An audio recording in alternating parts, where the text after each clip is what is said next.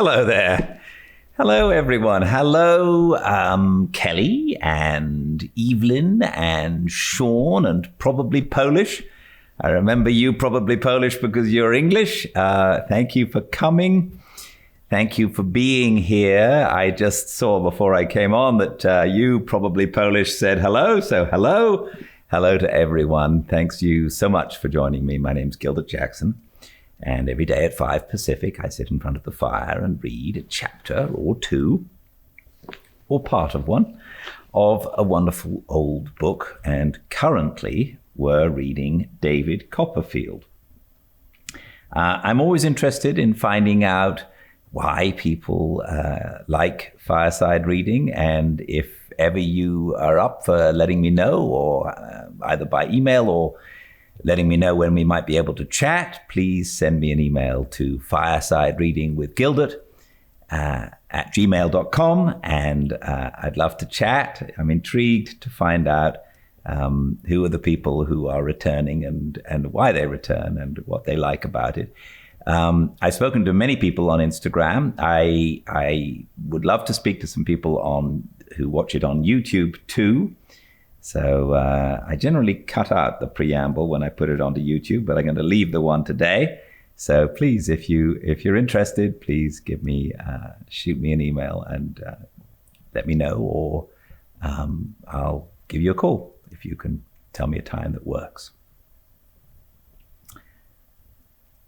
Welcome to a fireside reading of David Copperfield by Charles Dickens, Chapter 23, Part 1.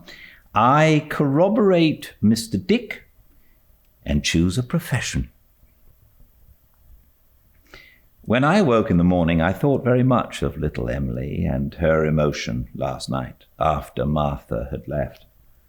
I felt as if I'd come into the knowledge of those domestic weaknesses and tendernesses in a sacred confidence, and that to disclose them, even to Steerforth, would be wrong. I had no gentler feeling towards anyone than towards the pretty creature who had been my playmate, and whom I've always been persuaded, and shall always be persuaded, to my dying day, I then devotedly loved. The repetition to any ears, even to Steerforth's, of what she had been unable to repress when her heart lay open to me by an accident, I felt would be a rough deed, unworthy of myself, unworthy of the light of our pure childhood, which I always saw encircling her head. I made a resolution, therefore, to keep it in my own breast, and there it gave her image a new grace.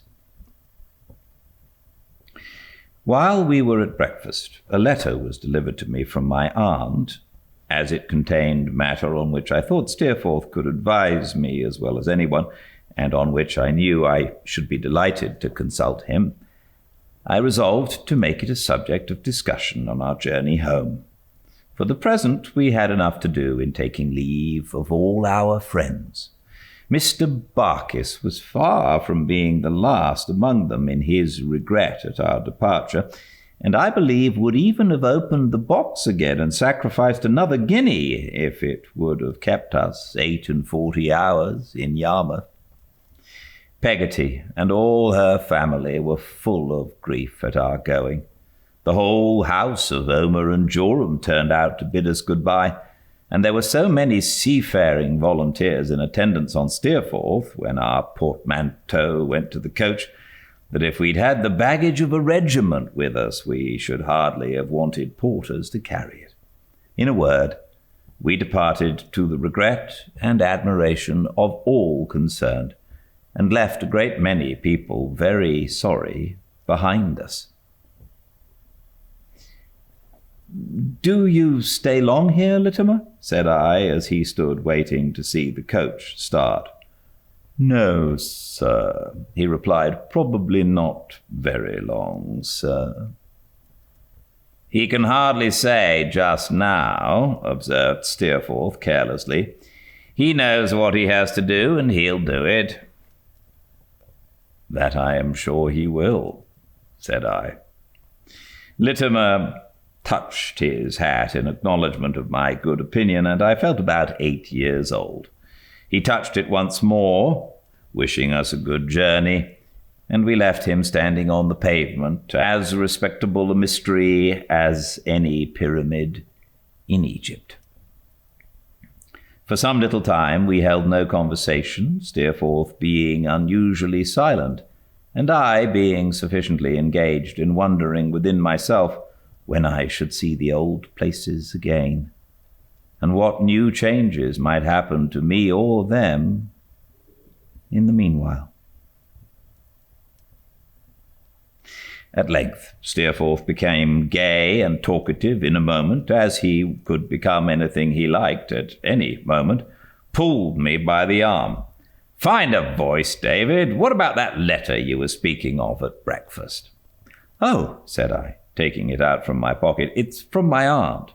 "And what does she say, requiring consideration?" "Why, she reminds me, Steerforth," said I, "that I came out on this expedition to look about me and to think a little." "Which, of course, you have done?" "Indeed, I can't say I have particularly. To tell you the truth, I'm afraid I have forgotten it." "Well, look about you now and make up for your negligence," said Steerforth. "Look to the right and you'll see a flat country with a good deal of marsh on it. Look to the left, and you'll see the same. Look to the front, and you'll find no difference. Then look at the rear, and there it is still." I laughed and replied that I saw no suitable profession in the whole prospect, which was perhaps to be attributed to its flatness. "What says our aunt on the subject?" inquired Steerforth, glancing at the letter in my hand. "Does she suggest anything?" "Why, yes," said I. "She asks me here if I think I should like to be a proctor. What do you think of it?" "Well, I don't know," replied Steerforth coolly. "You may as well do that as anything else, I suppose." I could not help laughing again at his balancing all callings and professions so equally, and I told him so. "What is a proctor, Steerforth?" said I. "Why, he's a sort of monkish attorney," replied Steerforth. "He is, to some faded courts held in Doctors' Commons, a lazy old nook near St. Paul's churchyard, what solicitors are to the courts of law and equity. He is a functionary whose existence in the natural course of things would have terminated about 200 years ago. I can tell you best what he is by telling you what Doctors' Commons is. It's a little out-of-the-way place where they administer what is called ecclesiastical law and play all kinds of tricks with obsolete old monsters of Acts of Parliament, which 3/4 of the world know nothing about, and the other fourth supposes to have been dug up in a fossil state in the days of the Edwards. It's a place that has an ancient monopoly in suits about people's wills and people's marriages and disputes among ships and boats." "Nonsense, Steerforth," I exclaimed. "You don't mean to say that there is any affinity between nautical matters and ecclesiastical matters?" "I don't indeed, my dear boy," he returned, "but I mean to say that they are managed and decided by the same set of people down in that same Doctors' Commons.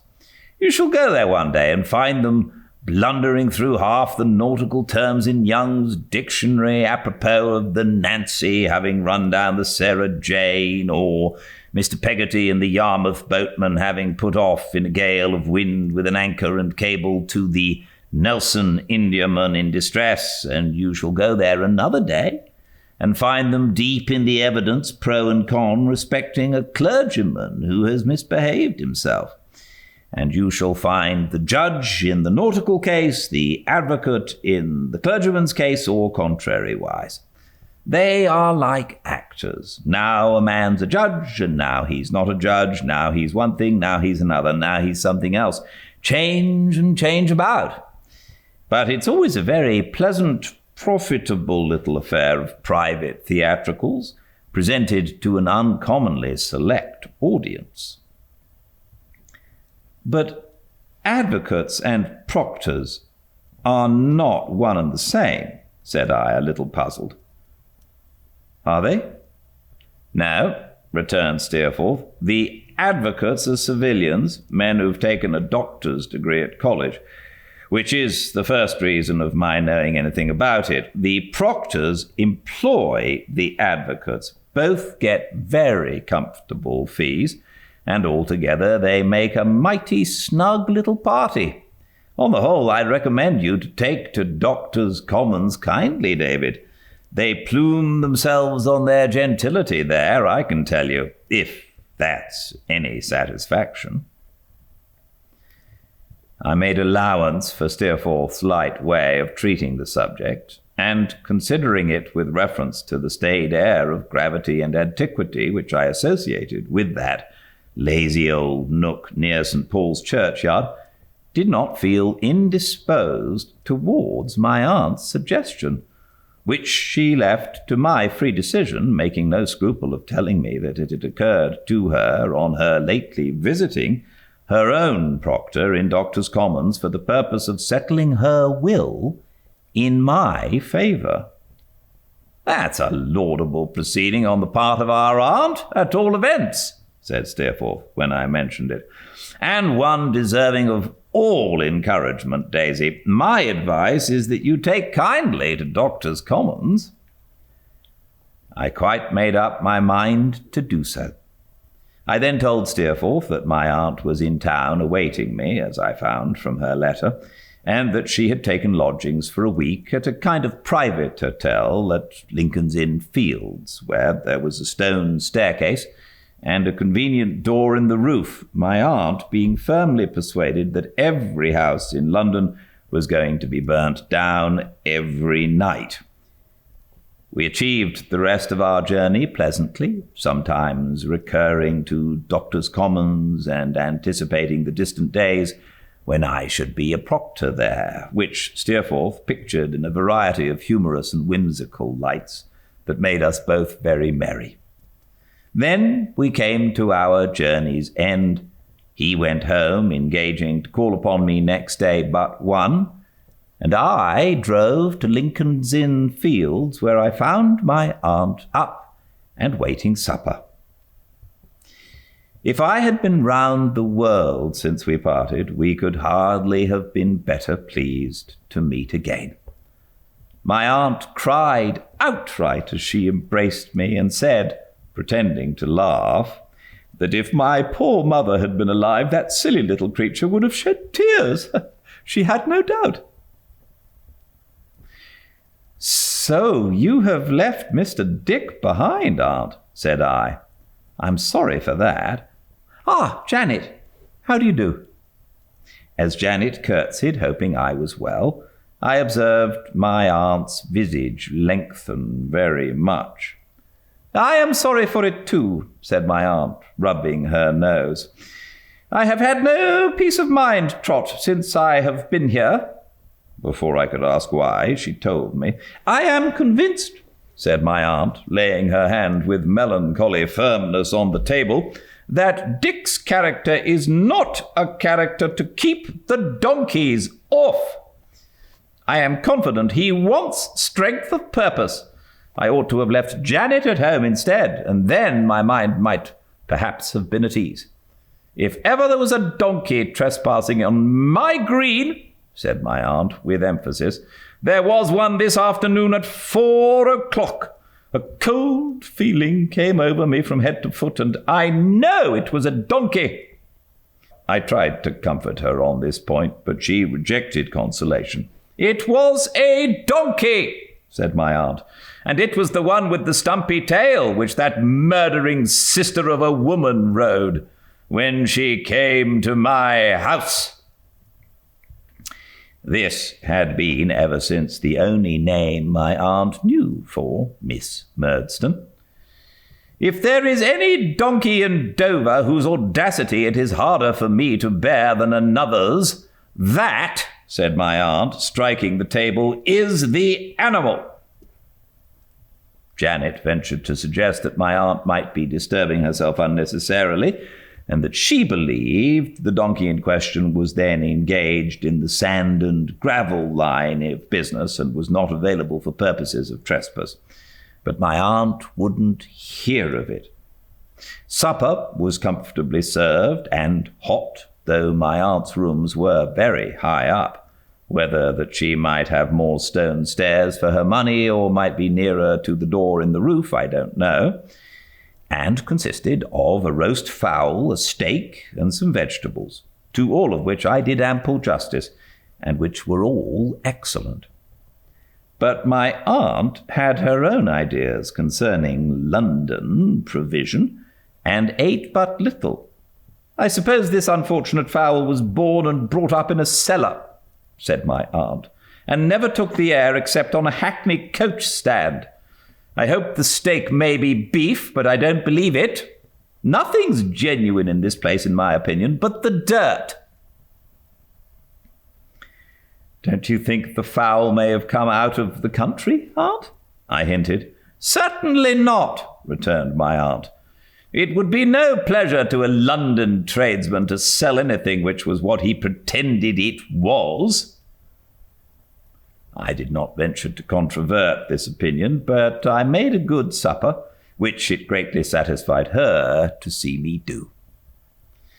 When the table was cleared, Janet assisted her to arrange her hair, to put on her nightcap, which was of a smarter construction than usual, in case of fire, my aunt said, and to fold her gown back over her knees, these being her usual preparations for warming herself before going to bed.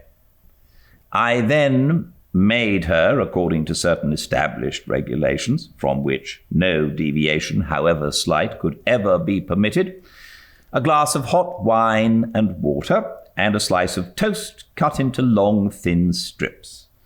With these accompaniments, we were left alone to finish the evening, my aunt sitting opposite to me, drinking her wine and water, soaking her strips of toast in it one by one before eating them, and looking benignantly on me from among the borders of her nightcap. "Well, Trot," she began, "what do you think of the Proctor plan?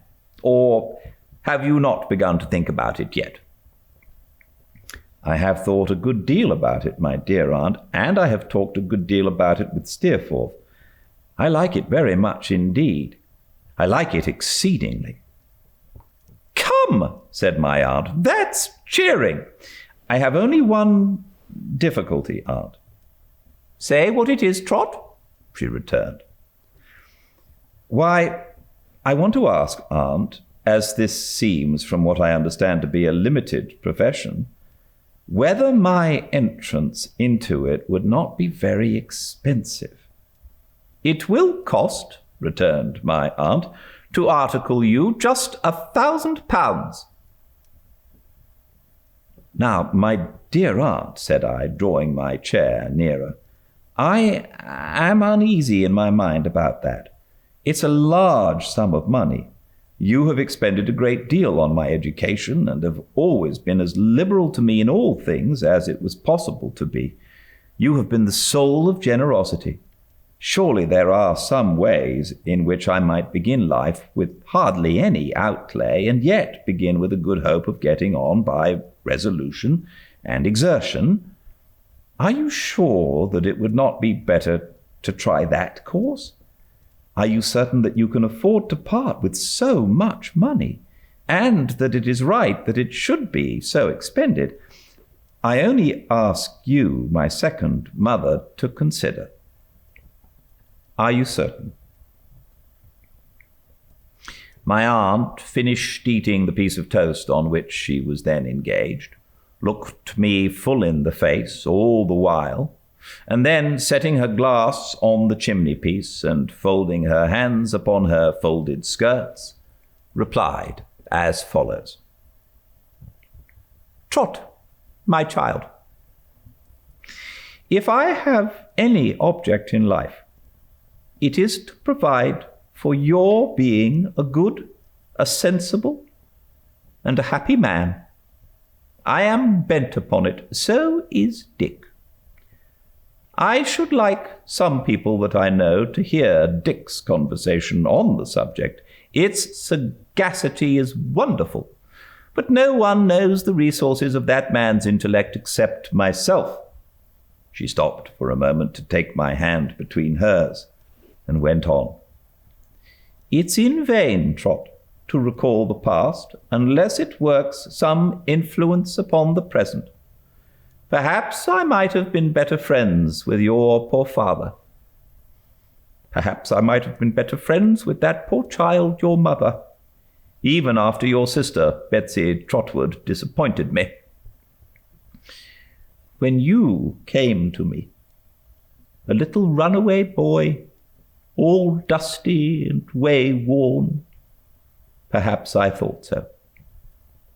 From that time until now, Trot, you have ever been a credit to me and a pride and a pleasure. I have no other claim upon my means, at least. Here, to my surprise, she hesitated and was confused.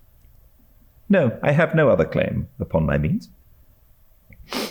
And you are my adopted child.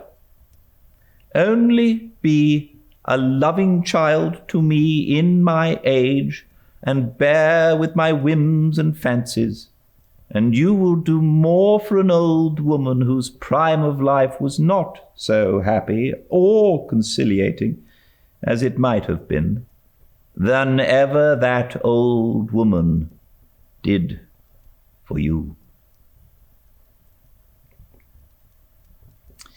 It was the first time I had heard my aunt refer to her past history. There was a magnanimity in her quiet way of doing so, and of dismissing it, which would have exalted her in my respect and affection, if anything could. All is agreed and understood between us now, Trot, said my aunt, and we need talk of this no more. Give me a kiss, and we'll go to the Commons after breakfast tomorrow. We had a long chat by the fire before we went to bed. I slept in a room on the same floor with my aunts, and was a little disturbed in the course of the night by her knocking at my door as often as she was agitated by a distant sound of hackney coaches or market carts, and inquiring if I heard the engines. But towards morning she slept better, and suffered me to do so too.